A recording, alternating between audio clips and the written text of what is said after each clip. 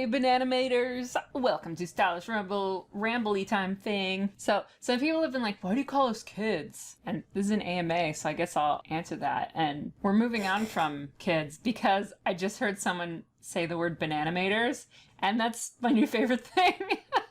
Bananimators is so good. So you're Bananimators now, moving forward. I hope I don't forget, because that's just the cutest. But I call people kids because kids are open to learning. They're wonderful, adventurous creatures, and they're just better than us. They're better than adults. They just find everything fascinating, and their curiosity is really like the fuel of life. And if you let yourself become an adult and you lose that sense of curiosity and that ability to be wrong and to seek out more knowledge, then you shouldn't be here, because I try and incorporate some knowledge, but we can't win them all.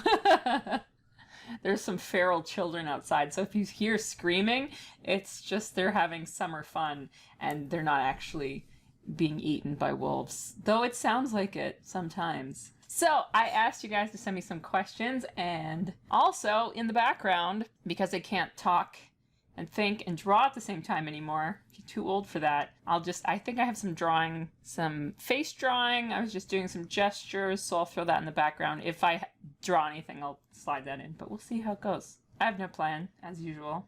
So, from Maze of Pines on Twitter, what is your all-time favorite effect or type of effect to animate, and why?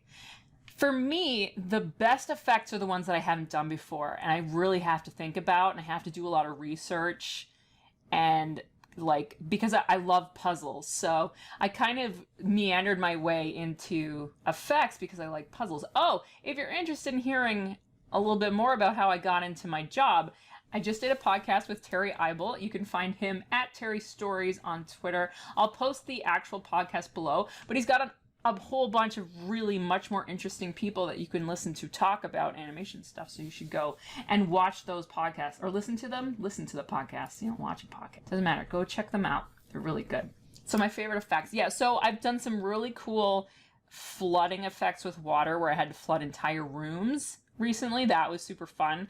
Also, the show I'm working on now, Eleanor Wonders Why, has been announced, and I can talk about it. It has a beautiful textured style and a lot of watercolor art, especially the backgrounds are very watercolory and stuff. So I've been trying to find ways to incorporate that watercolor texture or just the textured line art and things like that into just everyday effects, because most effects in television are very hard-edged. So trying to work in a completely different style is also really interesting. Basically anything that makes me think is really fun. I don't think there's anything I really hate to animate. The only thing I don't like in effects animation is when I have something I really want to spend like a just juicy amount of time on, and I have to go really fast. That's the only time I'm really like, this sucks, because I want to do the craziest thing in life, but I also have a schedule to keep, so it's not always what you can do. Secondly, are there any nodes, this is still Maze of Pines, are there any nodes you find really useful when working in hand-drawn effects in Toon Boom? There's no nodes in particular. I like to just use the brush tool at like a 30-40% opacity when I'm doing my roughs, and then I'll do a clean in a more opaque line, the hard edge line. That's just a habit I have. I also use the onion skin view now that is a thing very heavily. I think that's super cool that you can like pick and choose. But the great thing about effects animation or digital animation is it's very simple. You don't need to get into there a lot. Once you get into compositing the effects, throwing in glows and blurs and all that stuff can really add to this stuff. But for just drawing them, I don't really use anything fancy. I just draw them using the brush tool. Can't draw with the pencil tool. It's really agitating. If I have to clean up in pencil, I'll do it in brush first and then clean it up in pencil later, because I just can't deal with it. Alex Clark, it's Alex Clark on Twitter, says, how has working in TV animation changed as technology has improved? How old do you think I am? I've only been doing this for like 11 years-ish, 10 years, 11 years, somewhere in that ballpark. Maybe more than that. How old am I? But I think the real big changes because I started out in Toon Boom in Digital Pro, actually. It was before Harmony was called Harmony. So I've been through several versions of the software since before it became Harmony. But the real thing we didn't have back then that has added a huge amount of speed is deformers. We worked on a rubber hose show called Sidekick. It's really funny. It's kind of like Dexter's Lab style, like that very simple, iconic style of art and animation.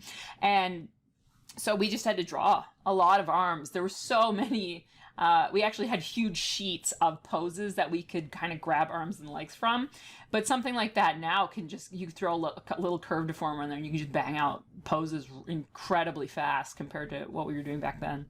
So that really made a huge difference. A lot of the stuff that's really taken away the drawing aspect has opened up animation to a bigger pool of people coming in, because not everybody has the drawing skills to go with a traditional animation show. So we've definitely seen a lot more people who do not have the technical skills to do any drawing at all, whereas before almost everybody had to be able to draw because there was no workaround. So we've seen more people coming in that don't have those skills. So if you're coming in the animation industry and you do have drawing skills, that'll actually put you ahead of a lot of the people coming in now who just didn't bother, because you don't need it as much. It's still super useful. If you're doing special effects, of course, you need it. So I have less competition now than there was before because people just don't draw. That's a big change. That's not really I guess it's technical. I think we're going to see another big change now that the master controllers and stuff are really starting to become popular in the studios, because the ability to reuse posing and stuff is becoming a lot more fluid and simple. So again, I think we're going to have people who are able to get in junior positions without the really high-end technical skills, and then the selection of people who choose to learn those technical skills, rigging, understanding how these things work, there's going to be a little bit of a separation there. I'm trying to think of how to put it. It's just creating a gap in the people who don't really know how any of the stuff works. They just come in and they do animation, and it's an opportunity for people who are willing to go that extra step and learn how all this stuff works. So it's really like choose your own adventure there, how far you want to go up the technical ladder to get yourself into like a supervisor position, stuff like that. You have to know a little bit more of the technical stuff nowadays than you used to. Okay, so Dynamite TV, at Dynamite TV1 on Twitter. In the node view, how many different types of character rig templates have you seen, and which do you prefer? I haven't seen a ton, because usually, historically in the past, I was the lead rigger when I was going to different studios. The first studio I worked in, we didn't really have templates. Myself and the other riggers that were on that show developed the template together. So right from the get-go, I had a lot of say in how that was being developed. Because back, a decade ago, Harmony was just an up-and-comer in the animation industry. Really, Flash was the big gun back then. So we didn't have a lot of competition at that time for riggers. We were all just kind of learning as we went. And then I didn't really rig on somebody else's template until Ever After High. I just did one or two. I think I did 2 or 3 characters, and half of them got cut. So only one of the characters I rigged for that show actually made it to the show. And it's funny, or the character I rigged was Ashlyn Ella, who's the Cinderella character, and she's played the voice actor for that character is Laura Bailey, who is an actor on Critical Role, my all-time favorite show. So me and Laura, pretty much best friends, right? That's like 1 degree of separation. We've worked together. I can be on Critical Role someday, right?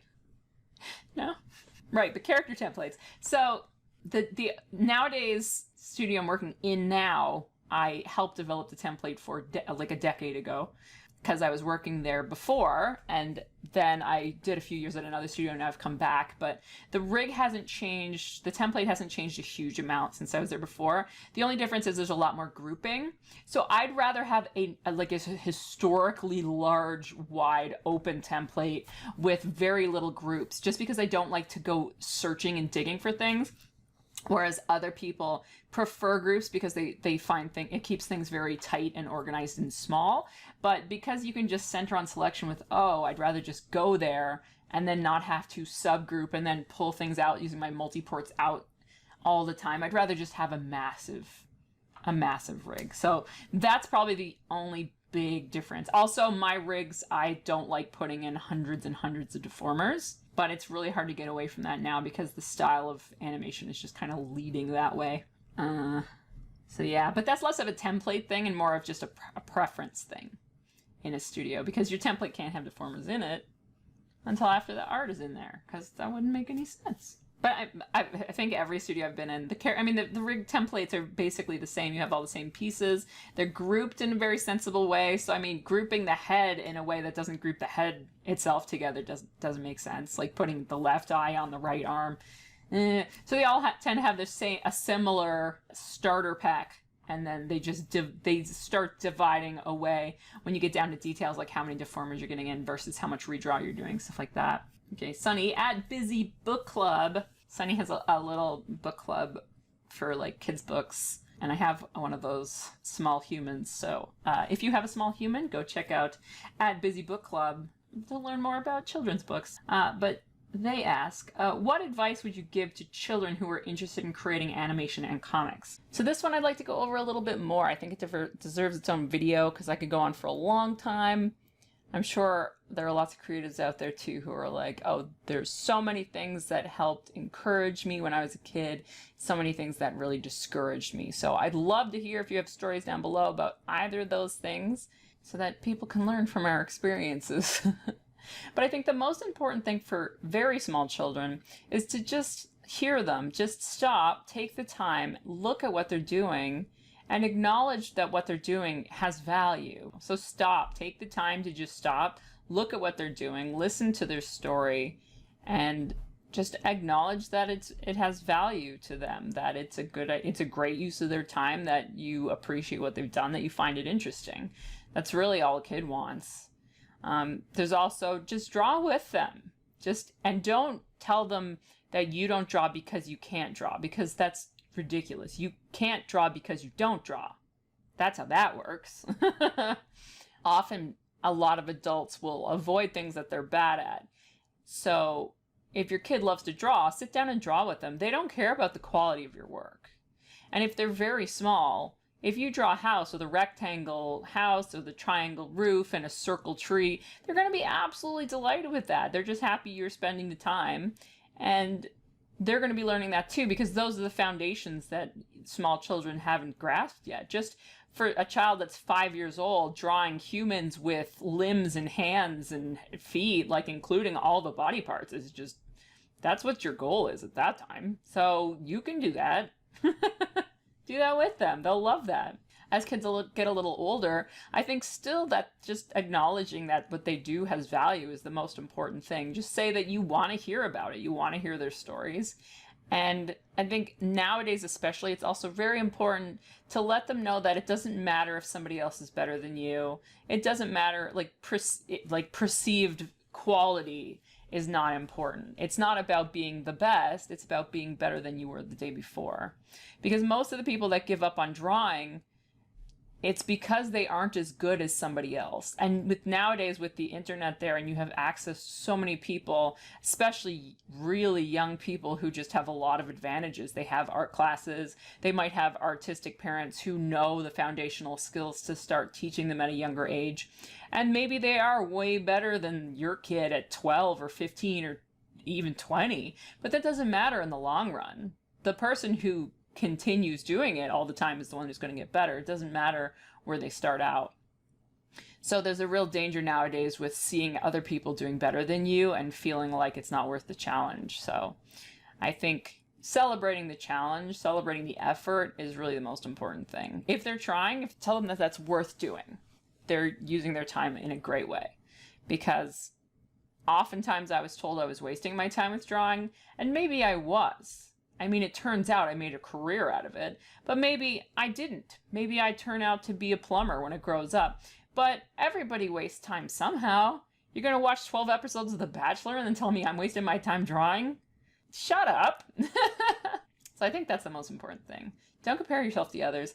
The thing about drawing is that there's no finish line. You'll never reach done. You'll never be finished learning. So it's the earlier you can embrace challenging yourself to improve as opposed to challenging yourself to make good art, the better you're going to feel emotionally.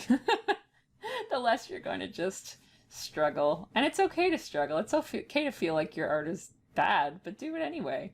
If being good at something was a prerequisite to doing something, no one would ever do anything. No one's born good at the piano. No one's born a perfect athlete. No one's born good at drawing.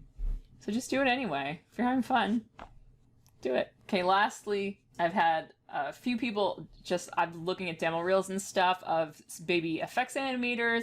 If you're a baby effects animator or a regular animator, I'm happy to take a look at your demo reel. Can't promise it will be super timely, but email me and I will get back to you.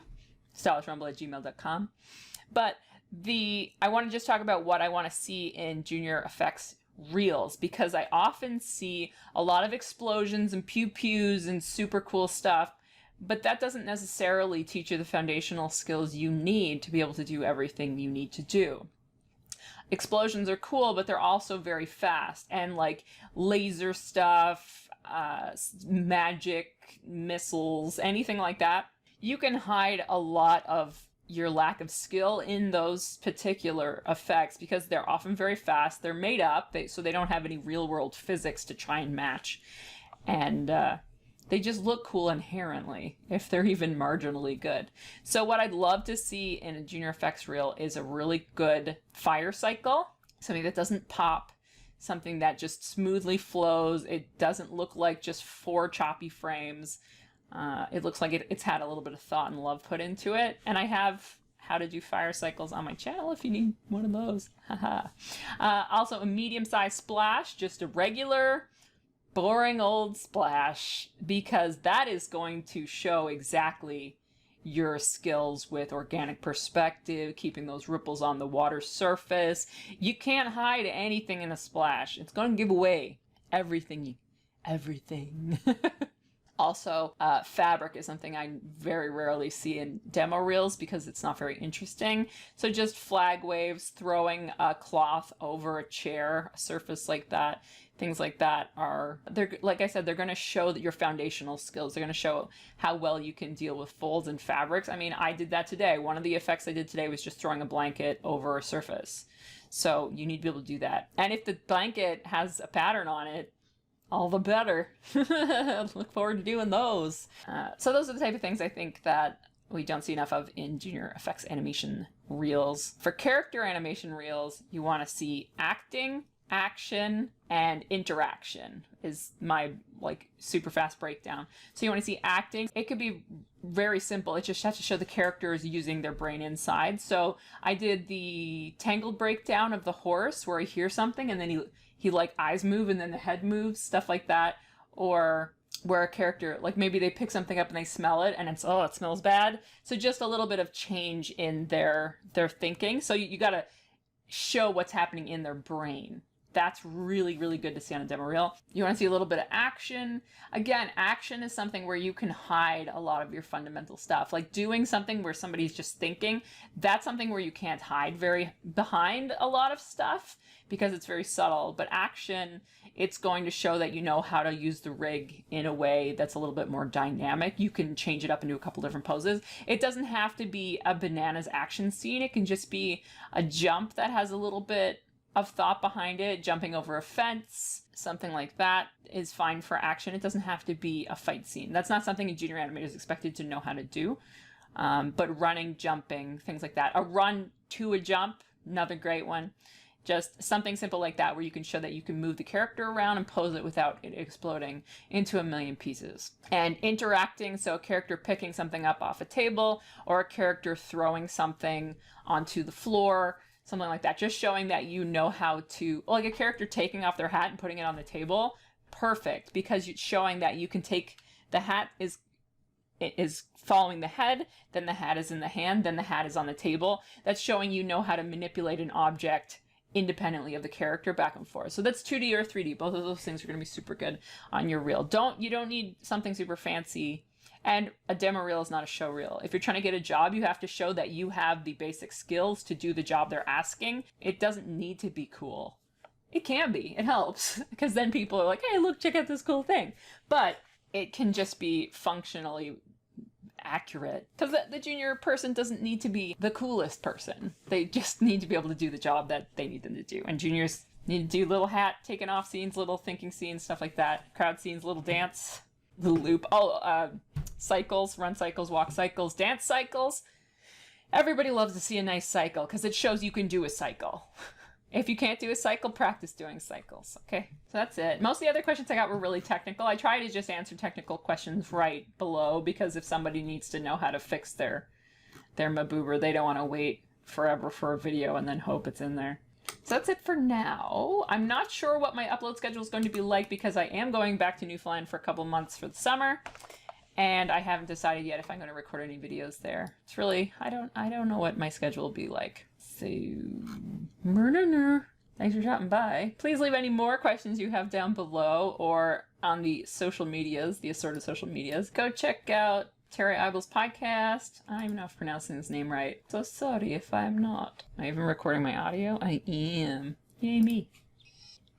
Yep, so go check out that podcast that I did down below, but even better, just check out the other ones where there are interesting people talking about interesting animation things. It's cool to have another animation podcast kicking around. So thanks for dropping by, Bananimators. Like, share, subscribe, all those things internet people ask you to do, and I will see you in the next video.